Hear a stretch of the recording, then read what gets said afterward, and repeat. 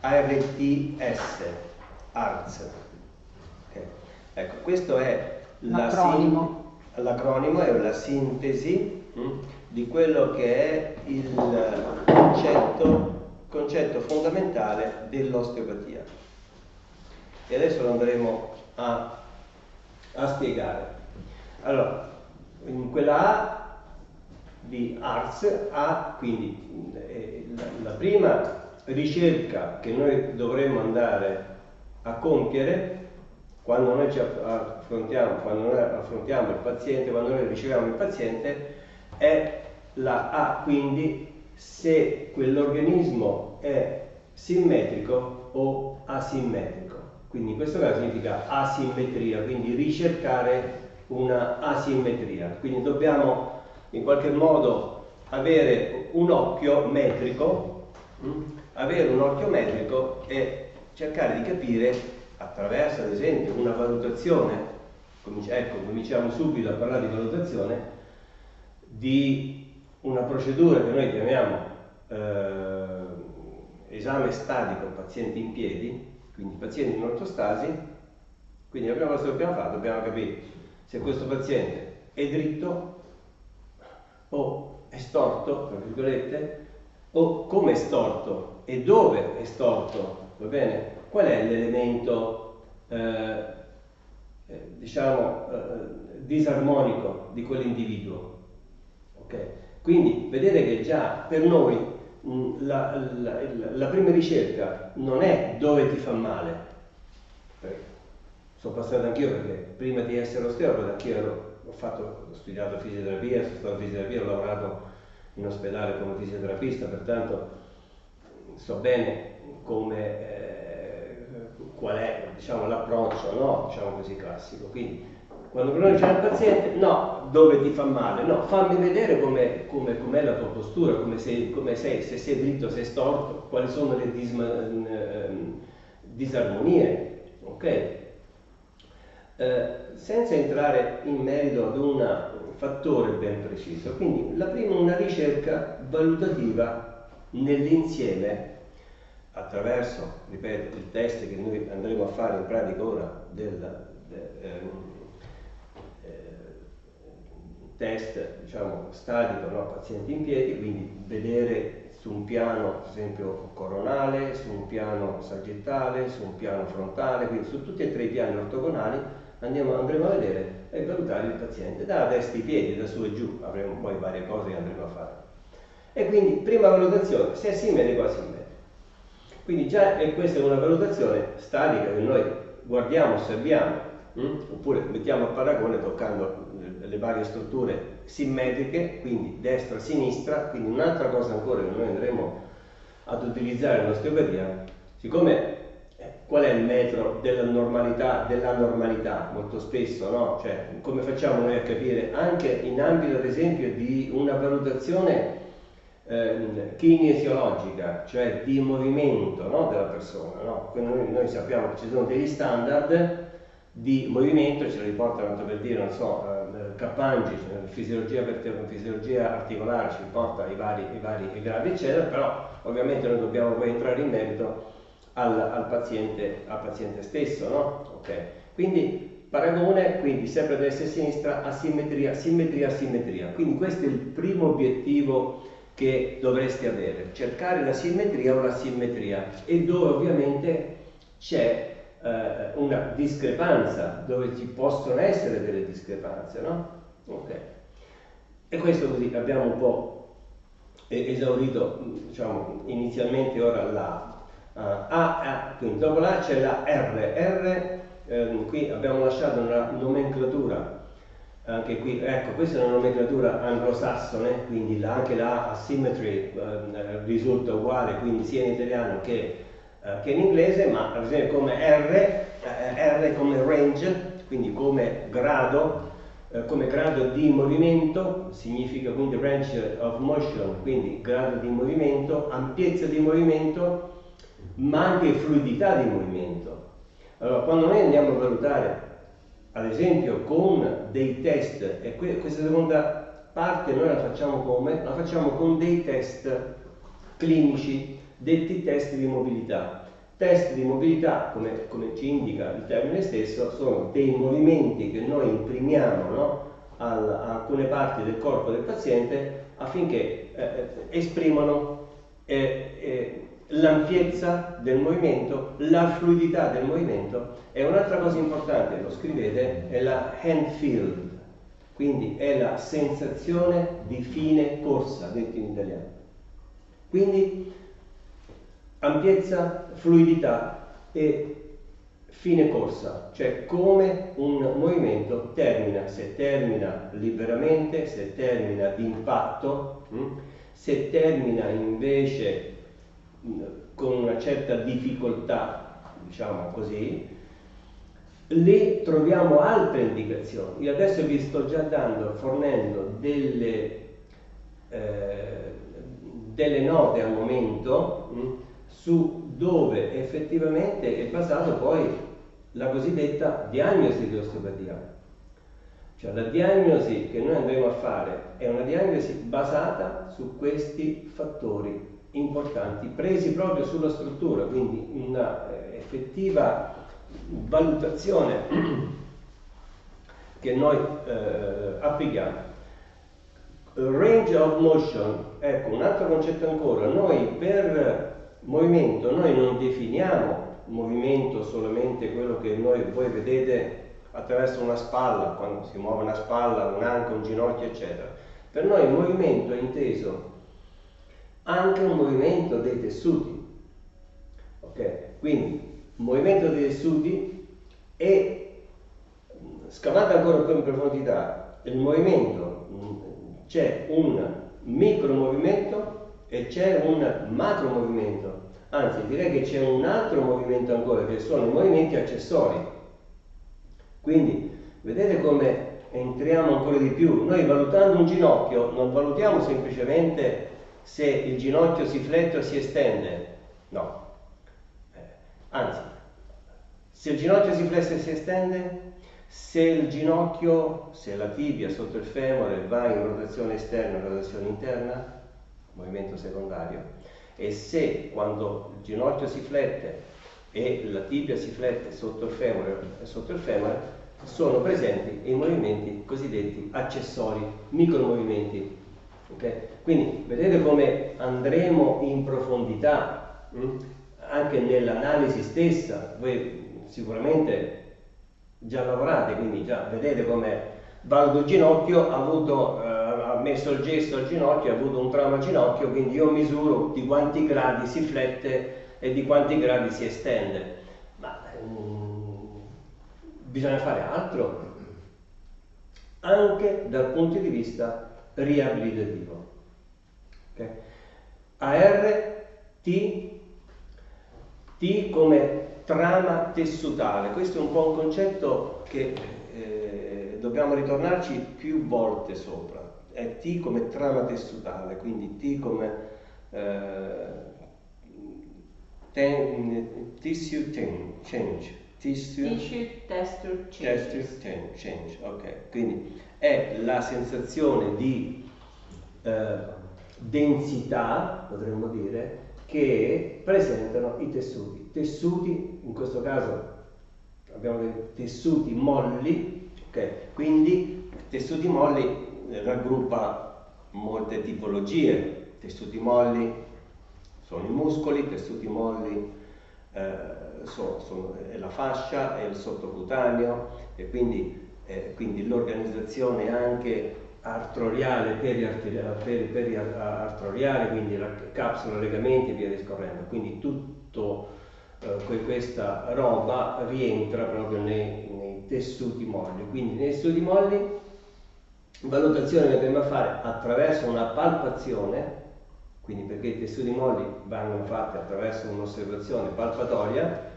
e quindi se sono densi, se sono edematosi, se sono, tanto per dire, sfilacciati, se sono, tanto per dire, induriti, ok? Quindi tutte queste sensazioni vanno poi raccolte e poi vanno poi interpretate, e quindi abbiamo parlato di osservazione A, quindi range of motion, quindi movimento.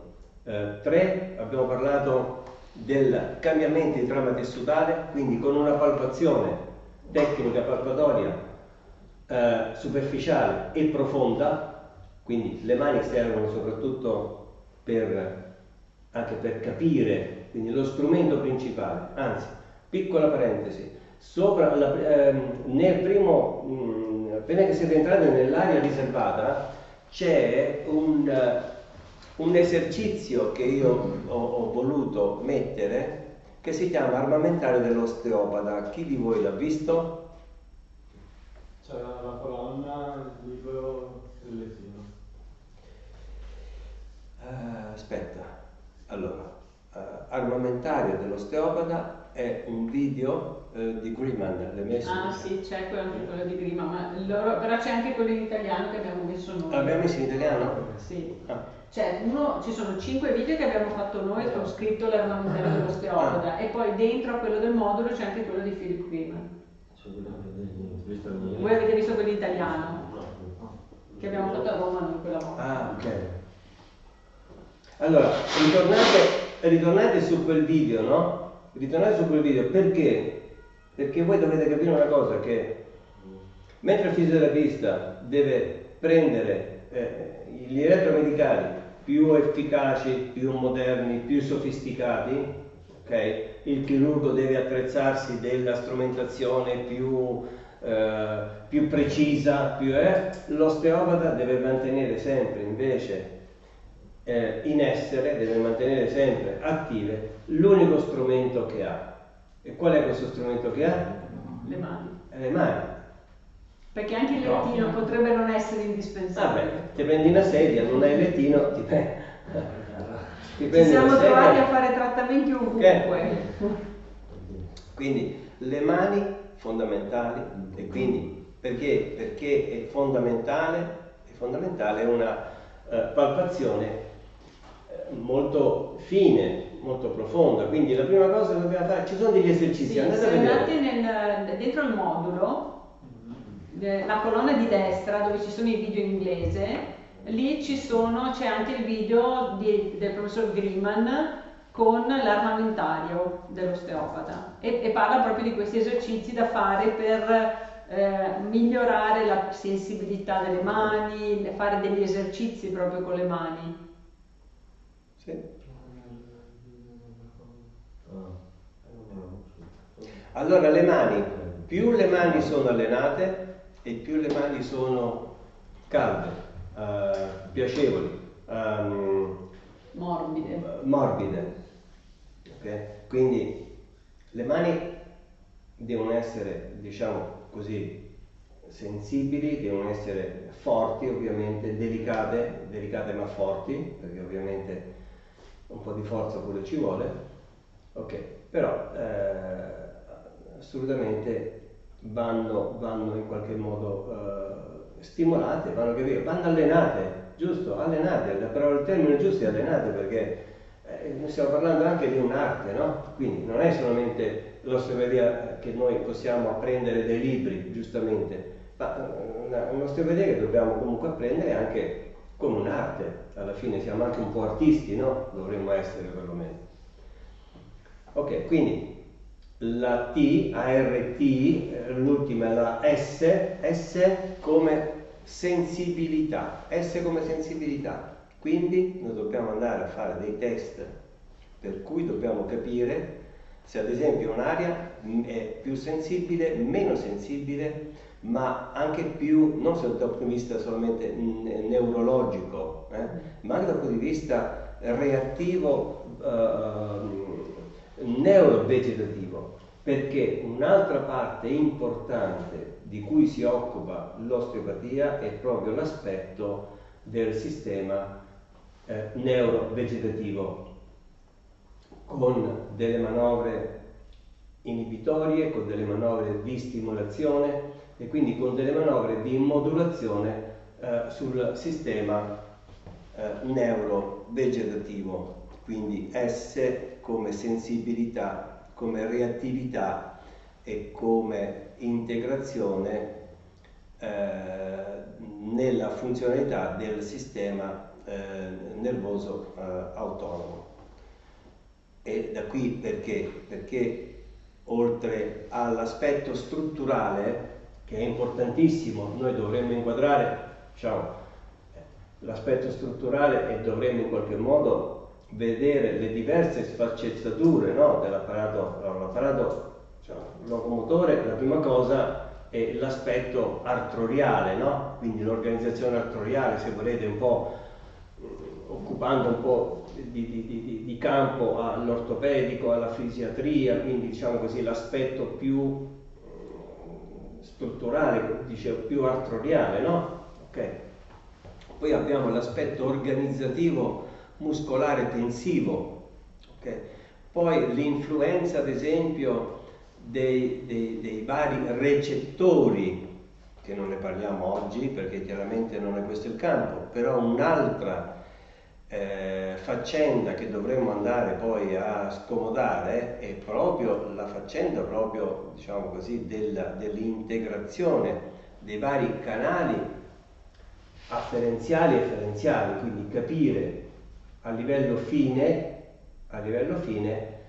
come intervenire anche sul sistema nervoso centrale attraverso, ad esempio, delle modulazioni sul soma, quindi attraverso delle modulazioni sulla parte strutturale cosiddetta. Ok? Quindi questo è un po' il campo sul quale ci muoveremo, ecco, in questi moduli, mantenendo ovviamente sempre una coerenza con degli argomenti singoli, perché voi inizierete adesso dalla pelvi, altri, come dicevo, inizieranno dall'arto inferiore, ma alla fine tutto poi deve essere in qualche modo inquadrato nell'insieme, pertanto messo insieme, certo, no? Quindi avremo delle integrazioni messe insieme, pertanto è solo un inizio, tanto per dire, diverso, ma il fine poi sarà sempre, diciamo, uguale per tutti. Quindi ho fatto un po' un'introduzione di come in qualche modo entrare nel mondo dell'osteopatia, e quindi ho dato un po' una mia chiave di lettura di come eventualmente anche concettualmente, no, affrontare, no, al di sopra di ogni cosa. Diciamo che l'osteopatia, a parte il termine che l'abbiamo un po' specificato, perché osteopatia, perché non patologia, perché in qualche modo ci portiamo dietro un po' questo equivoco, no? Perché parlare poi di osteopatia in qualche modo anche oggi si pensa più alla patologia, no? che invece alla disciplina. Okay. Questo perché chiaramente osteo, path vuol dire sentiero, passaggio in inglese, quindi il primo concetto di osteopatia è quello che segue in qualche modo la dinamica del corpo, quindi colui che segue il sentiero del movimento del corpo. Bene, questa è la spiegazione per cui c'è questa travisazione tra il termine etimologico, quindi osteon, pathos, quindi paralisia delle ossa, e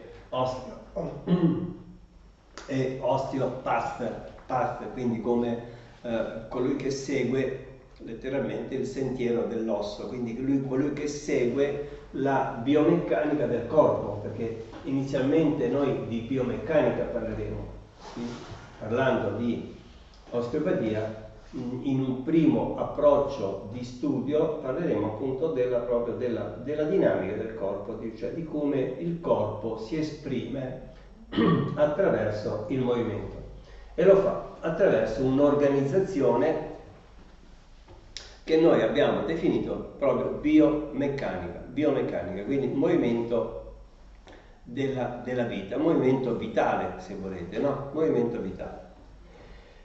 E dicevo, lo studio che andremo ad affrontare dall'osteopatia è monotematico, quindi oggi, adesso, tra qualche minuto, noi inizieremo lo studio della pelvi, perché questo è l'argomento seminario, di questo incontro, e quindi cercheremo di ripercorrere un po' i concetti principali e basilari e poi fornire degli elementi base di comprensione iniziale e poi degli elementi sui quali poi potrete poi in qualche modo incrementare, quindi aggiungendo altri tipi di informazioni, altri tipi di approcci volendo.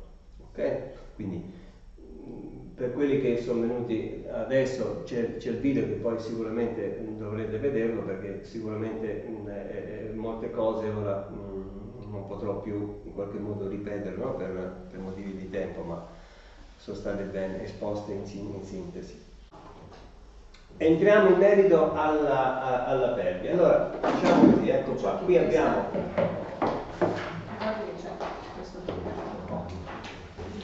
Allora, oggi e domani parleremo di questa struttura. Il bacino, la pelvi, sinteticamente e anatomicamente è una struttura complessa, fatta appunto, abbiamo dietro, questo qui abbiamo il sacro e lateralmente abbiamo le due ossa iliache, qui ne manca una, proprio per dare anche, diciamo così, l'occasione di vedere e valutare l'aspetto laterale del sacro. Quindi in sostanza abbiamo tre formazioni ossee. Perché formazioni ossee?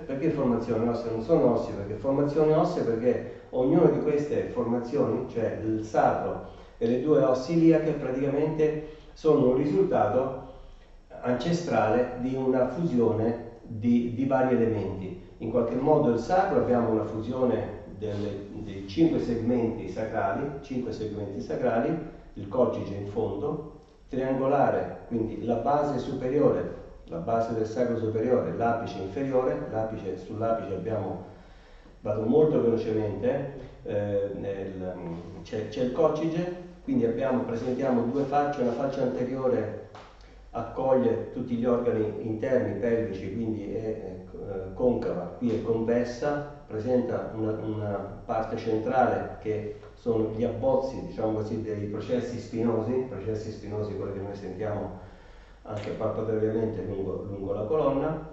Okay, lo iato diciamo questa parte finale qui, dove c'è la congiunzione tra il sacro e il coccige, e poi attraverso 3 articolazioni si completa tutto l'anello pelvico. Anello pelvico perché qui manca la parte, diciamo così, destra, quindi così abbiamo quindi il sacro, lo state vedendo anteriormente, l'ilio, quindi l'innominato l'ilio. Lo stesso ilio è formato da altre 3 formazioni, abbiamo ilio, ischio, la parte posteriore e inferiore, e pube, la parte anteriore e inferiore. Ischio, ilio, praticamente, ossa iliaca e pube. Queste 3 porzioni si saldano, e si saldano dove? Ecco, si saldano in questa cavità, nella cavità acetabolare, dove chiaramente poi accoglie la testa del femore per poi andare a formare l'articolazione dell'anca. Ok, allora la struttura, dicevo, qui troviamo 3 strutture e abbiamo 3 articolazioni. Quali sono queste articolazioni? Allora abbiamo 2 articolazioni sacro-iliache, quindi laterali. Qui vediamo il prospetto auricolare del sacro, quindi è nella parte superiore, più o meno il centro di questa articolazione è a livello del secondo segmento sacrale. Okay? E poi anteriormente abbiamo attraverso la formazione della sintesi pubica, qui la sintesi pubica tra il ramo, tanto per dire, sinistro e destro del pube, che poi va a chiudere, a formare la sintesi pubica. Quindi in sostanza noi abbiamo 2 articolazioni dietro, un'articolazione davanti, okay? E poi abbiamo 3 elementi, 2 elementi pari, come 2 articolazioni pari, le 2 articolazioni sacrilie che sono pari vuol dire destra e sinistra, e poi abbiamo un'articolazione invece impari, cioè centrale, unica, che sarebbe quella davanti, sintesi pubica, come abbiamo un elemento posteriore che invece è impari, cioè quindi centrale, pari del sacro. Allora, la pelvi ovviamente rappresenta molte cose, no? Rappresenta intanto il contenitore, pelvi bacino, come si chiama pelvi perché chiaramente viene accoglie la parte inferiore addominale degli organi addominali, nello scavo, tanto per dire scavo superiore, cioè la pelvi, tanto per dire poi da un punto di vista su un piano, no, orizzontale, si divide in due grandi spazi, no? Abbiamo lo stretto superiore, detto stretto superiore, e lo stretto inferiore. Nello stretto superiore restiamo sempre nell'ambito dell'addome, no? Quindi siamo nell'ambito dell'addome, quindi accoglie gli organi addominali. Vedete questa striscia, insomma, c'è una, si chiama proprio, diciamo, linea innominata, questo ricavo, questa, diciamo così, cresta che emerge, no? Quindi questa è la crestiliaca, aliliaca, crestiliaca, e quindi da questo punto in poi abbiamo invece la piccola pelvi che poi va a raccogliere tutti gli organi genitali, sia nell'uomo che nella donna. Perché noi ci interessiamo alla pelvi? Per dire, ma se la pelvi è un contenitore, perché gli osteopati si interessano della pelvi e perché fare tutto un seminario sulla pelvi, se la pelvi è un contenitore? A dire il vero, la pelvi è vero che è un contenitore, ma è un contenitore cosiddetto, è un contenitore dinamico, è un contenitore anche equalizzante. Perché? Perché nella pelvi, che ha un movimento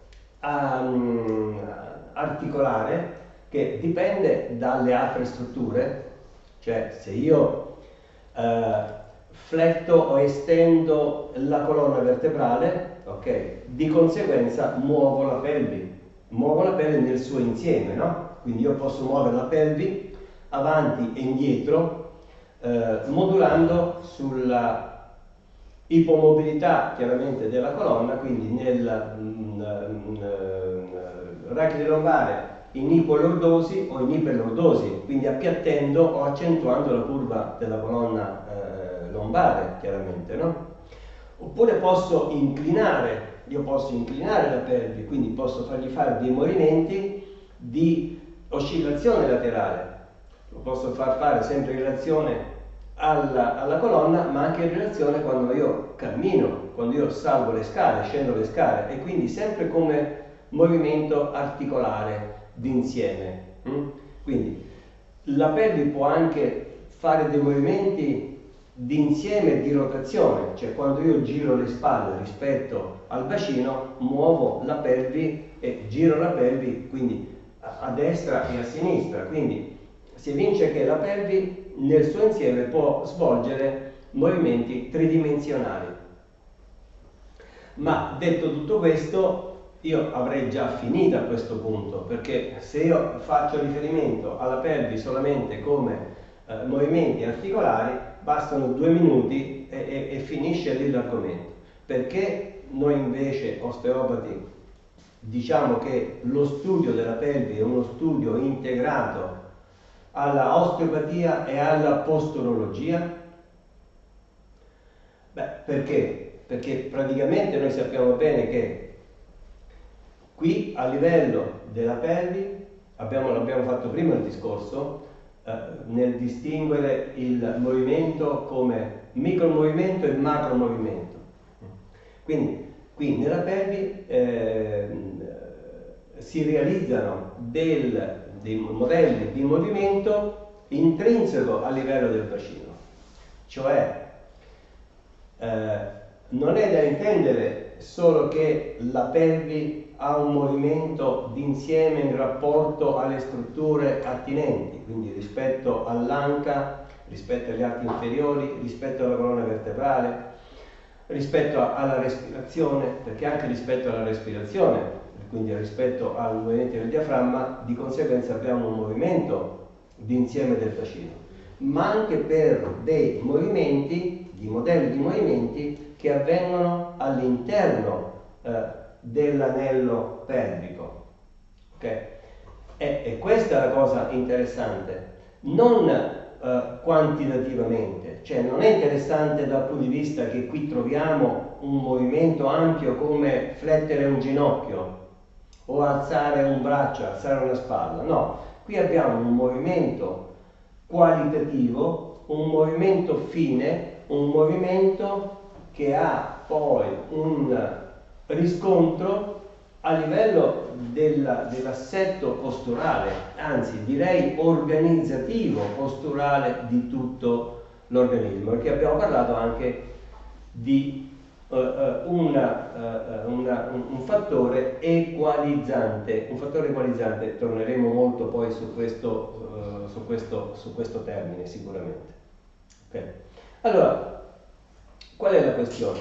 La questione è che abbiamo detto, ma questi movimenti dove si svolgono? Beh, dove si svolgono questi movimenti ovviamente gli unici punti in cui questo movimento, micromovimento, qualitativamente grande movimento che può esprimersi solamente a livello delle sacroiliache e a livello chiaramente del pube.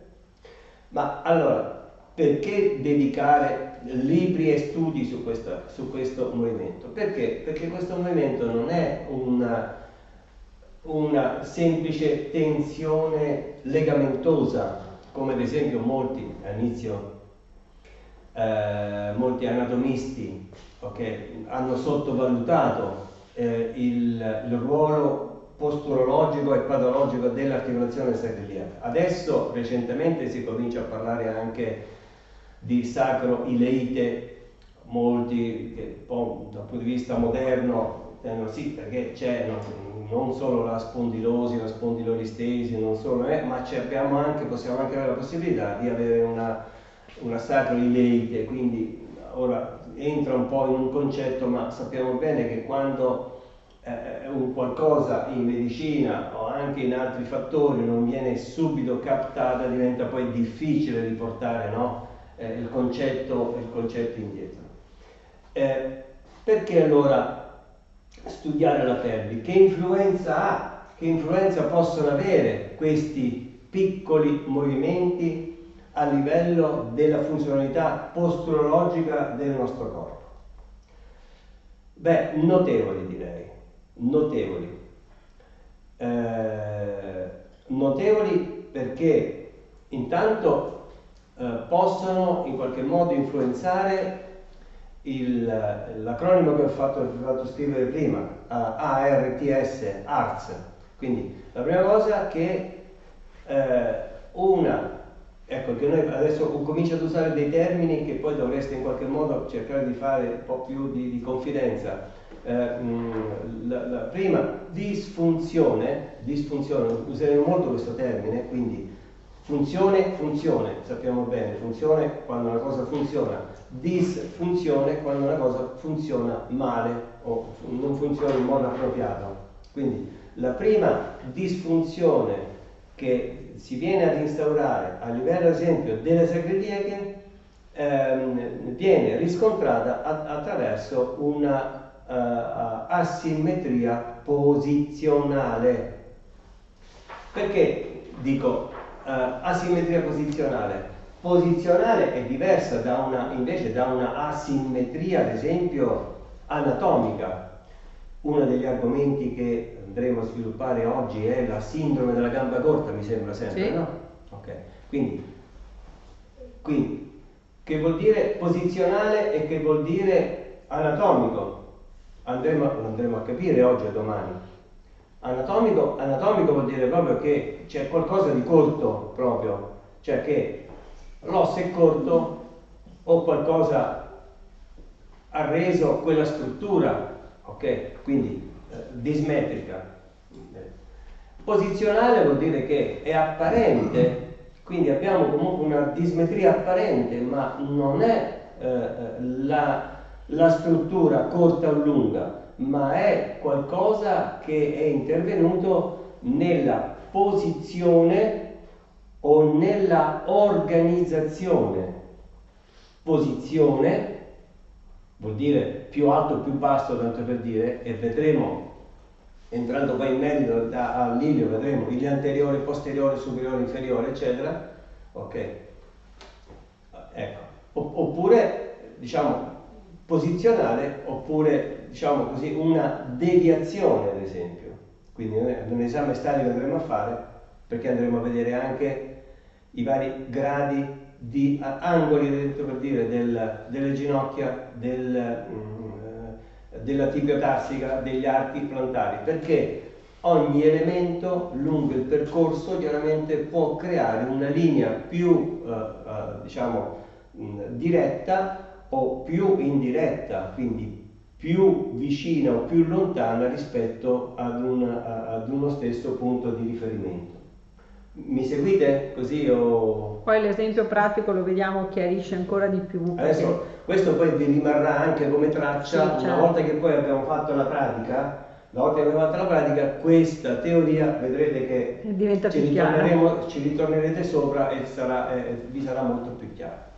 Allora, quindi lo studio della pelvi è basata chiaramente sulla necessità di capire se la pelvi ha una funzionalità ottimale da un punto di vista posturologico. Quindi entriamo subito in merito ad una questione chiaramente di assetto posturale, perché sei dritto, perché sei asimmetrico, perché presenti delle curve, perché hai delle compensazioni. Certo. Ok, come fai a capire? Se hai delle compensazioni, allora abbiamo detto prima, io devo capire dov'è il fastidio della persona che viene da noi e dice dove ha il dolore. Ma noi dobbiamo lavorare dove c'è il dolore? Abbiamo detto già no, noi dobbiamo capire perché c'è un sintomo, no? Perché c'è il sintomo e quel sintomo è proprio lì. Perché proprio lì? Cosa interviene? Quali possono essere le cause a distanza a volte che causano quel dolore? Ecco che l'osteopatia ci fornisce questa chiave di comprensione, ed è una chiave di comprensione per me, che a me mi riempie la capoccia. Quando visito una persona, chiaramente io mi immergo in questa analisi, proprio perché ogni volta ci sono dei modelli che sono abbastanza consueti, ma molto spesso ogni individuo è un po' è un elemento a sé. Molto spesso non diamo e non possiamo dare troppo per scontato, quindi il paziente va visitato come unità unica, no? Quindi come unità. Allora, entriamo un attimo in merito ora a questo movimento intrinseco. Movimento intrinseco vuol dire un movimento che avviene all'interno, quindi non come bacino nel suo insieme, va bene? Ma come elemento, come anello funzionale. Il bacino è definito anche come anello funzionale, e come questa interazione, diciamo, strutturale, no? del bacino va ad influenzare, va in qualche modo a ricoprire un'importanza basilare molto spesso riguardo proprio all'aspetto riabilitativo. Quindi a livello dei movimenti iliosacrali bisogna fare però un distinguo, e da qui prendete sempre appunti, no? Allora, il distinguo che noi faremo a livello dei movimenti dell'articolazione sacroiliaca, dovremo distinguere un movimento iliosacrale, lo potete anche scrivere ilio-sacrale, è un movimento sacro-iliaco. Entrambi questi modelli di movimento avvengono a livello dell'articolazione sacro-iliaca. L'articolazione sacroiliaca, a differenza di quello che dicono ancora qualche libri vecchi, obsoleti, eccetera, è una vera e propria ho bisogno ancora di bere un po', una caramella o qualcosa, è proprio una diartrosi, ok? Andatevela a vedere se non avete padronanza ancora con questi termini. Quindi è una diartrosi, cioè è un'articolazione che fa parte delle articolazioni mobili, a prescindere da quelle che uno potrebbe un'anfiartrosi, e quindi è un'artrosi invece fissa o addirittura semifissa o addirittura fissa. Quindi ci sono della classificazione anatomicamente, andatevelo a vedere, classificazione delle articolazioni. Quindi l'articolazione sacroiliaca è una diartrosi. Le diartrosi rispetto invece alle anfiartrosi si distinguono perché hanno una capsula articolare, un sistema legamentoso ben sviluppato, e l'articolazione sacroiliaca lo è. Andatelo a vedere. Un altro appunto che dovete fare sul Kappanji, qualcuno ha chiesto prima se aveva già il Kappanji, ecco, sul Kappanji, il libro di fisiologia articolare, poi andate su internet. Sul sito sempre. Abbiamo anche qualcosa sul sito, no? Certo, c'è sia il Kappanji che un testo di anatomia palpatoria molto molto bello, che copre anche molta parte di anatomia. Dopo vi faccio anche un po' sulla dispensa. Sulla dispensa c'è comunque una parte, diciamo, breve, voglio dire, un'infarinatura breve, quindi potete comunque partire anche dalla dispensa stessa. Ok? Quindi parliamo proprio di una vera e propria, quindi articolazione sacroiliaca. Ecco, da oggi in poi dovete considerare che un'articolazione è una diartrosi, un'articolazione vera. Perché i vecchi anatomisti allora hanno ritenuto invece l'articolazione sacroiliaca un'articolazione fissa, inutile e a volte anche fastidiosa? Perché anatomicamente, ed è questo è vero, tra l'elemento, diciamo, dell'osso innominato e l'elemento del sacro ci sono dei muscoli. Qui abbiamo l'ilio, un muscolo, iliopsoas, la parte iliaca, eccetera, i pettini, roba tutti gli altri muscoli. Però abbiamo dei muscoli che non abbiamo nessun muscolo che unisce o aziona il movimento dell'ilio nei confronti del sacro. Ok? Quindi non ci sono dei muscoli che partono, qui c'è per esempio il piriforme, i gemelli, possono esserci altri muscoli che partono dal sacro, che vanno poi invece sul femore, però non ci sono nessun muscolo chiaramente che va dall'ilio, tanto per dire, al sacro. E questa cosa ha fuorviato i vecchi anatomisti nel ritenere l'articolazione sacroiliaca inutile, obsoleta, oppure comunque qualcosa da non meritevole di studio. Invece, con un concetto diverso, cioè entrando invece in un ambito di medicina funzionale, non medicina anatomica, ma medicina funzionale è qualcosa che parte in tempi molto recenti e parte col concetto, no, dell'osteopatia. Per me parte con il concetto dell'osteopatia, perché prima ancora non se ne parlava di funzionalità, nessuno sapeva che cosa era, come poteva distinguere. Vedete sempre il video che ho fatto precedentemente, con la differenza tra funzionalità e ad esempio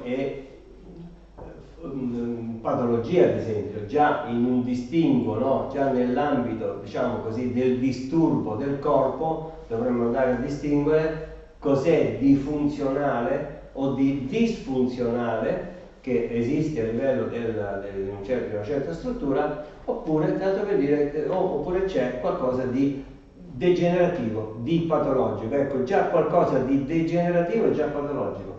Però bisogna dire una cosa, che in tutti i campi, ad esempio, della patologia, ogni condizione patologica, e questo è un altro concetto importante in osteopatia, in ogni struttura, in ogni condizione patologica vi è sempre poi una componente disfunzionale. Quindi vuol dire che anche classico, ve la sparo lì, anche nel classico, nell'artrosi, no, cervicale, dice: ma tu vai dall'osteopata e fai un trattamento per l'artrosi cervicale. Ma allora, se uno guarda da un punto di vista patologico, l'artrosi, uno che ce l'ha se la tiene l'artrosi. Però cosa cambia con un trattamento osteopatico? Cambia il tipo di sopportabilità, il tipo di organizzazione, il tipo di sintomatologia e anche il livello infiammatorio, perché comunque l'infiammazione, il dolore è sempre per una reazione ad una stimolazione che avviene sempre in continuità.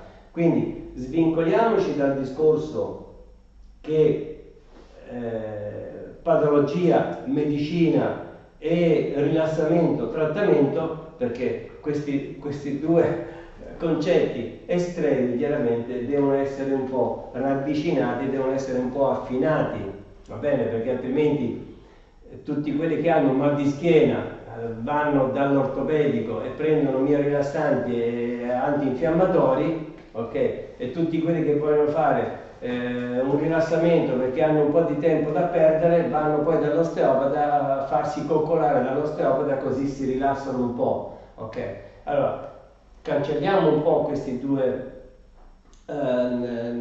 estremi e entriamo un po' più in merito seriamente, no, alla questione, e attribuiamo al trattamento osteopatico una funzione riabilitativa di tipo primaria, va bene? Quindi si va dall'osteopata, non necessariamente vai dall'osteopata perché hai un dolore, ma vai dall'osteopata perché l'osteopata deve guardare la tua postura, deve darti dei consigli di riequilibrio posturale, mi spiego, e deve in qualche modo assistere, deve in qualche modo fare qualcosa affinché, ad esempio, possano avvenire dei cambiamenti riequilibranti o dei trattamenti, ad esempio, di assistenza, quando ad esempio il problema non può essere ben affrontato, perché, ok, quindi noi abbiamo una struttura che, la struttura noi la possiamo solamente riparare, la possiamo far rigenerare, se è possibile rigenerare, ma non la possiamo cambiare, no? Quindi noi osteopati non possiamo cambiare, noi possiamo tagli un ginocchio e metti una protesi, tagli un'anca e metti una protesi. Noi siamo dei riparatori, no? Noi dobbiamo in qualche modo cercare di riparare, cercare di far funzionare meglio, diciamo, quella struttura. Tornando al discorso della pelvi, quindi noi abbiamo già suddiviso quello che avviene a livello di questa articolazione. È un'articolazione molto complicata, andatela a vedere anche anatomicamente, anzi sulla nostra dispensa è riportata molto bene, non so se l'avete già vista, molto bene, quindi pensate che noi parliamo di un'unica articolazione, l'articolazione sacroiliaca, ma per la sua complessità anatomica noi dovremmo parlare invece di 3 articolazioni. Quindi l'articolazione sacroiliaca, infatti, da un punto di vista funzionale è suddivisa in 3 livelli, diciamo una porzione superiore, una porzione media e una porzione inferiore. Ci torneremo su questo perché poi ci servirà anche per capire come si svolge da un punto di vista meccanico il movimento iliaco o il movimento sacrale. Mi spiego? Allora, movimento iliaco. Movimento iliaco, cosa può fare l'ilio? L'ilio sarebbe questo qua, quindi l'innominato. Cosa può fare l'ilio nei confronti del sacro? Perché parliamo limitatamente in cui, diciamo così, il sacro è fermo, ipoteticamente fermo, e l'ilio si muove. Cosa può fare? Allora, la cosa più naturale che fa l'ilio nei confronti del sacro è una risposta tensiva, legamentosa, tensiva, quando è sottoposto a 2 condizioni contrastanti. Cioè, quando è in carico assiale, cioè quando noi siamo in piedi, ok? E quando invece noi solleviamo un arto dal tavolo e quindi l'arto è in sospensione. Scrivetelo sempre, che poi dopo io questa cosa ve la chiedo perché è importante che voi non lasciate nulla indietro. Quindi abbiamo già un riscontro radiografico funzionale basato sulla valutazione, sulla tensione, eccetera. Quindi noi già naturalmente cominciamo a parlare dalla fisiologia intanto, va bene? Quindi fisiologicamente, quando noi siamo in piedi, qui così è il femore, no? Giusto? Quindi già quando siamo in piedi, per l'effetto su un piano, siamo su un piano frontale, sono effetti su un piano praticamente frontale, in cui in una sezione ventrale troviamo il carico, il posizionamento della cavità cefalopolare, Su un piano invece più dorsale troviamo la resistenza, quindi qui troviamo il peso del corpo che come risposta chiaramente contrasta con l'appoggio al piede, e qui troviamo il punto di resistenza, un po' di fisica, quindi qui troviamo una leva, va bene? Una leva per cui il carico assiale fa sì che l'ilio, cioè l'insieme, quindi tutto l'insieme, questo qui, quindi tutte e tre queste ossa, subiscono una posizione tensiva attraverso il sistema legamentoso. Quindi è un micromovimento, però pensate che è un micromovimento che però, siccome avviene attraverso una leva abbastanza lunga, ok? Quindi un micromovimento che avviene a livello dell'articolazione sagliaca, in questo caso sinistra, ok? Quindi si manifesta enfatizzandosi su anche ad un livello quantitativo. È chiaro questo concetto? Okay. Non ho capito quantitativo.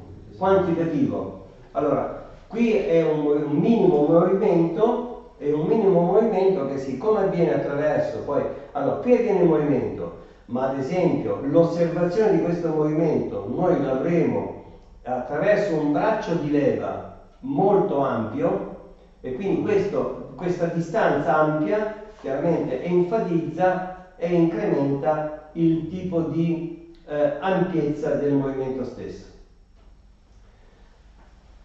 Come per dire, voi avete una struttura di 2 metri, giusto? E basta muovere 1 millimetro nella base della struttura di 2 metri, sotto spostati di 1 millimetro, ma il risultato sopra di quanto sarà? Sarà di qualche centimetro, giusto? Immaginate? Ok. La stessa cosa avviene a livello dell'ilio, no? Ok. Quindi allora, fisiologicamente, quando noi stiamo in piedi, l'ilio rispetto al sacro farà un po' questo movimento qui, quindi risalerà un po', ok?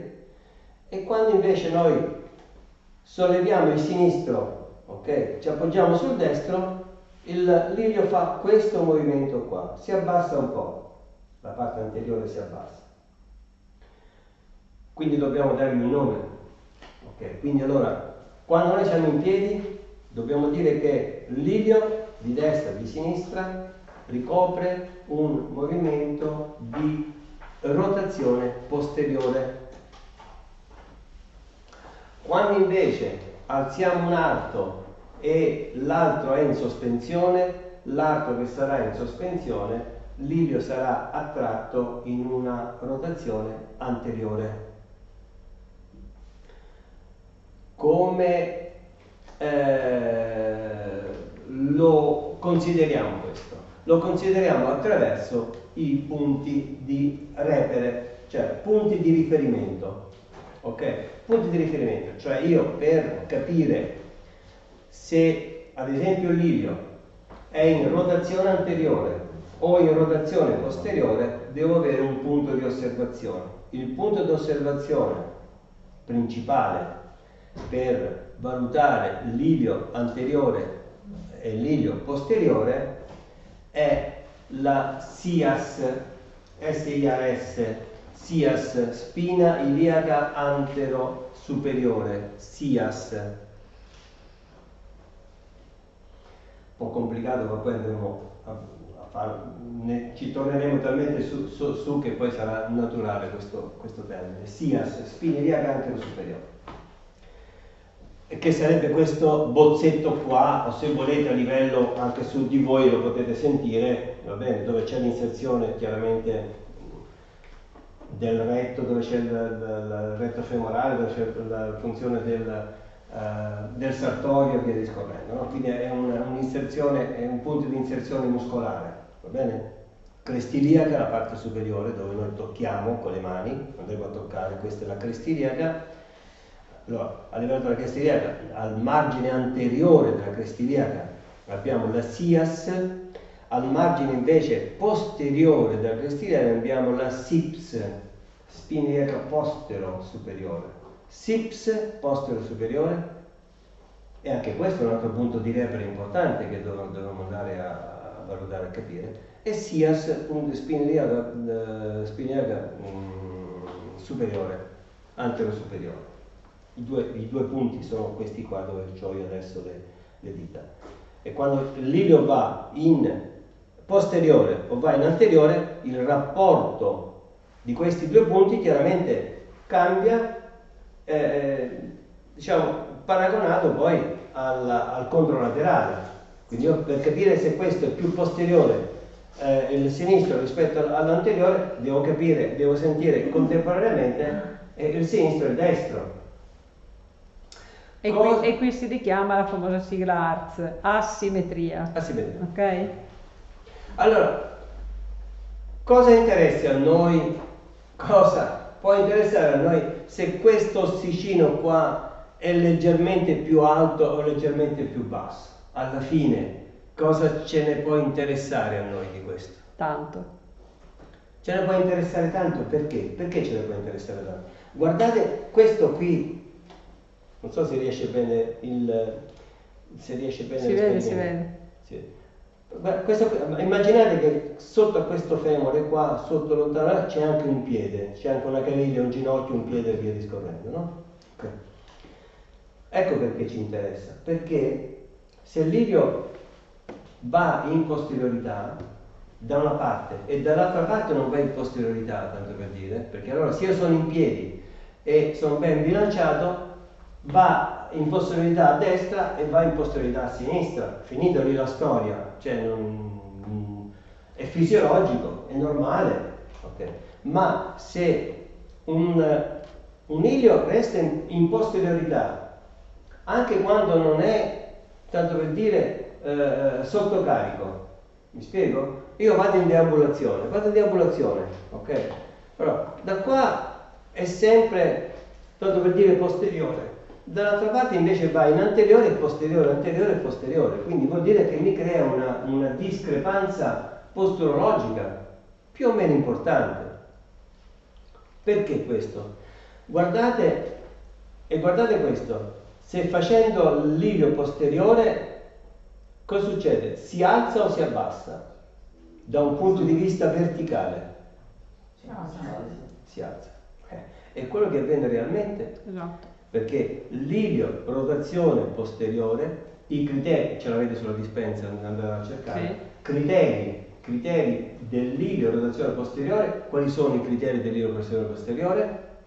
Tra cui abbiamo una SIPS più bassa, e difatti questa qui va più giù, una SIAS più alta, e difatti questo va più su, un malleolo più cefalico o più caudale? Più cefalico, più corto, no? Ok? E poi chiaramente abbiamo l'orientamento, cambia anche l'orientamento dell'arto. L'arto come viene orientato, visto che mi state rispondendo bene? Rotazione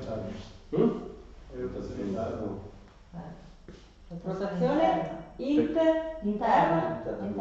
Perché interna? Perché si apre così, l'osso va all'interno dell'ilio. No, ma cambia la posizione della cavità acetavolare. Allora, cambia la posizione della cavità acetavolare e l'arto orientativamente va in rotazione, tendenzialmente in rotazione esterna.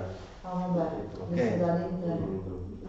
Anche perché, ma è tutto fisiologico, qui siamo ancora in un ambito fisiologico, è tutto fisiologico perché poi questo lo dobbiamo ritrovare anche in una dismetria reale, per cui la compensazione poi non è uniassiale. Noi parliamo solamente adesso di arto lungo, arto corto, poi queste discrepanze in qualche modo vengono assorbite dall'organismo e dissipate su tutti e tre i piani ortogonali, quindi anche sul piano orizzontale, quindi con una rotazione pelvica, in pratica con una traslazione pelvica, ok? Quindi nelle varie compensazioni questo fisiologicamente corrisponde poi ad una rotazione esterna tendenzialmente l'esterno dell'anca.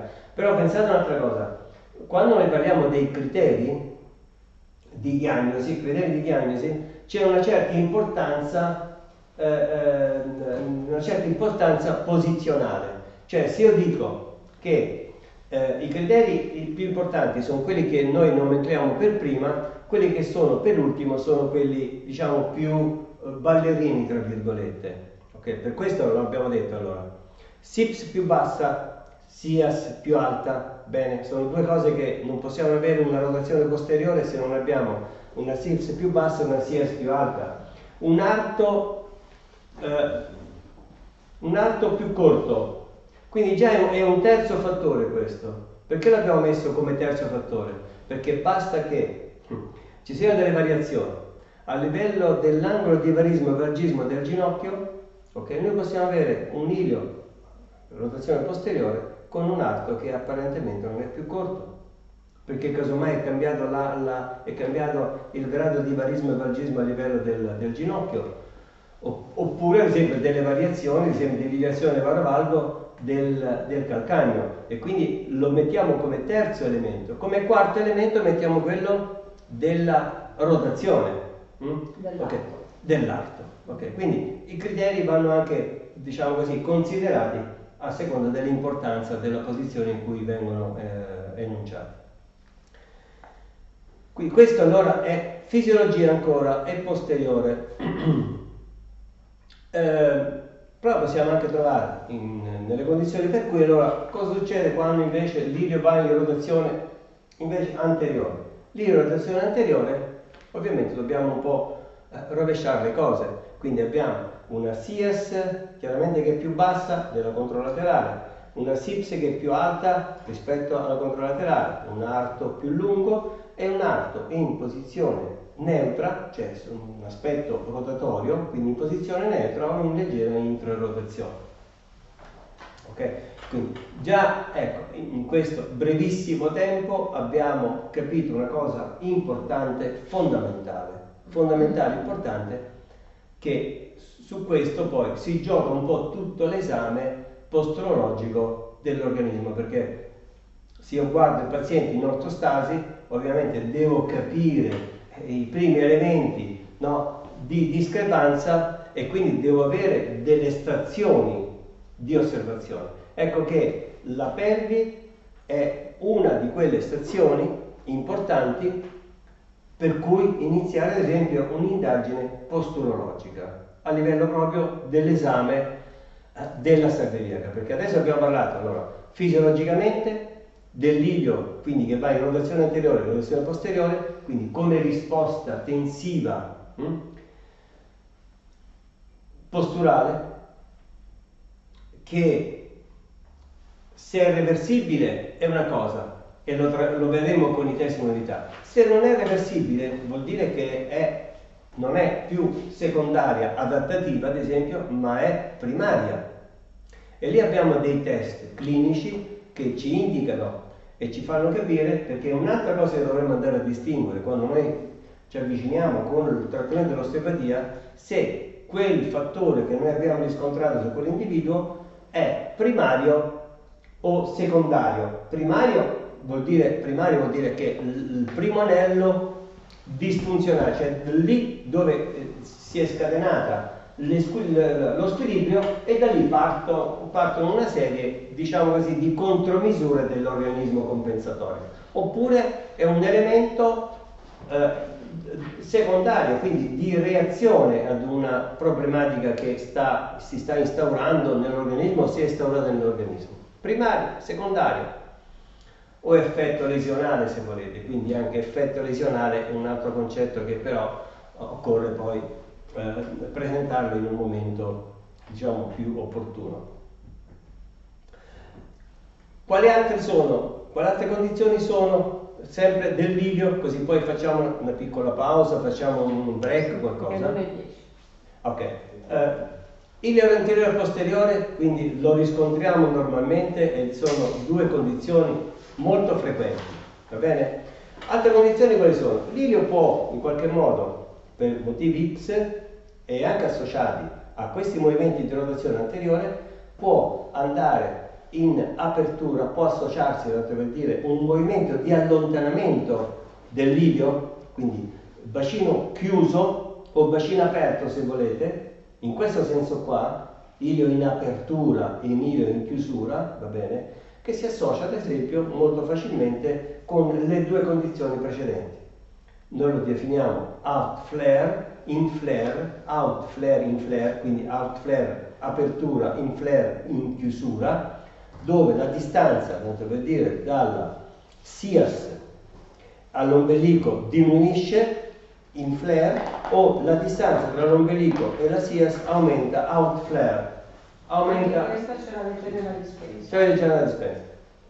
Altre due condizioni, perché in tutto sono 6, ok, sono 6 le condizioni disfunzionali dell'ilio, è detta disfunzione, perché qui parliamo proprio lì parliamo di fisiologia, primarietà o secondarietà, qui parliamo invece proprio di disfunzione, chiaramente, di traslazione iliaca superiore e inferiore. Tanto per dire, traslazione superiore vuol dire che c'è stato un evento molto spesso traumatico, una caduta in paracadutista, la disfunzione del paracadutista si diceva una volta, quindi io paracadutista vabbè, non sono tutti paracadutisti. Uno scalino, ad esempio io scendo senza averlo visto, no? Si scende, non mi accorgo dello scalino, arrivo dritto con la gamba tesa sul pavimento più basso. Esatto. Oppure salto da un muretto, il muretto poi è troppo alto, tendo poi le ginocchia tese, chiaramente, che succede? Succede che c'è un vettore disfunzionale ascendente, quindi dal basso verso l'alto, e quindi l'ilio trasla e va, si dice, in superiorità. Quindi traslazione iliaca superiore, oppure io che sono un barista o non so un chi, che mi appoggio sempre sul destro e lascio sempre il sinistro chiaramente in sospensione, ok? Quindi ho sempre l'abitudine di stare appoggiati in piedi e stare appoggiati sempre in piedi sul destro. Che succede? Succede che possiamo avere, attraverso dei meccanismi molto più complessi, che poi si associa sempre una componente, invece nella traslazione superiore la componente principale è di tipo artroriale e traumatica, quindi paracadutista tanto per dire. Nella traslazione iliaca inferiore invece è una combinazione tra una problematica di tipo strutturale, adattativo strutturale e viscerale, quindi già entriamo, diciamo così, dalla porta di servizio di un altro grande interesse dell'osteopatia, che è quello dell'osteopatia viscerale o viscerosomatica se volete. E quindi lì cosa succede? Io resto sempre appoggiato così, da un atteggiamento posturologico errato mi vado a creare delle complicanze non solo da un punto di vista strutturale, ma anche per delle sindromi, tanto per dire, anche delle sindromi impensabili, va bene, a livello viscerale o comunque a livello dell'apparato diciamo urogenitale. Cosa succede? L'ilio scende, quindi traslazione inferiore. Anche in questi casi, chiaramente, abbiamo dei criteri riguardo alla traslazione. Mentre la chiusura e l'apertura in effetti non ha una diretta diciamo, relazione, no? Posturologica di discrepanza di lunghezza, per quanto riguarda invece le traslazioni sì. Quindi, come si può capire bene, una traslazione superiore accorcia l'arto, okay. Una traslazione inferiore allunga l'arto. Ripeto, allunga, accorcia, dovete intenderla come condizione posizionale, non anatomica. Una volta studiato questi elementi, riusciamo poi meglio anche ad interpretare quando effettivamente ci troviamo di fronte ad una reale gamba lunga o quando ci troviamo di fronte ad una reale gamba corta. Esatto. O reale gamba lunga, gamba corta, acquisita, un incidente d'auto, un incidente stradale, quindi una frattura scomposta e quindi un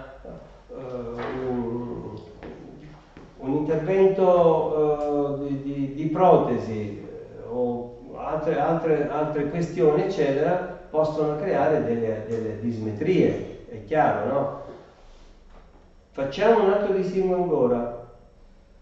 Quando parlo di dismetria, tanto per dire, ok, noi non dobbiamo intendere in senso lato dismetria punto, cioè coi parocchi, un po' diciamo come a volte facevano i vecchi dentisti, no? Perché allora no, il millimetro, il micron destro, il micron sinistro, no? Perché allora una simmetria a tutti gli estremi, no? Noi lavoriamo bene, noi come organismo lavoriamo bene anche sotto un certo grado di asimmetrico, anzi noi siamo asimmetrici, cioè noi siamo pari ma siamo anche asimmetrici, ma con una certa tolleranza, no? E quindi sotto una certa tolleranza abbiamo una dismetria funzionale, quindi il corpo dunque sulla dispensa avete uno dei paragrafi che riguarda proprio la sindrome della gamba corta. Lì, nella sindrome della gamba corta, quando poi riascolterete questo video, andrete a vedere nella sindrome della gamba corta ci sono tutti i parametri, ad esempio di tolleranza delle varie dismetrie, riportate anche dalla nomenclatura e comunque dalla bibliografia americana. Quindi noi abbiamo un certo grado di tolleranza, oltre a quel grado di tolleranza il corpo non riesce ben a riorganizzarsi, quindi crea delle compensazioni, crea comunque delle compensazioni in qualche modo che devono essere poi, diciamo così, contenute. Quindi dismetria in qualche modo funzionale, quindi organica, e dismetria invece lesiva in qualche modo, una dismetria che in qualche modo non è ben gestita e ben tollerata dall'organismo. È tutto chiaro fino adesso?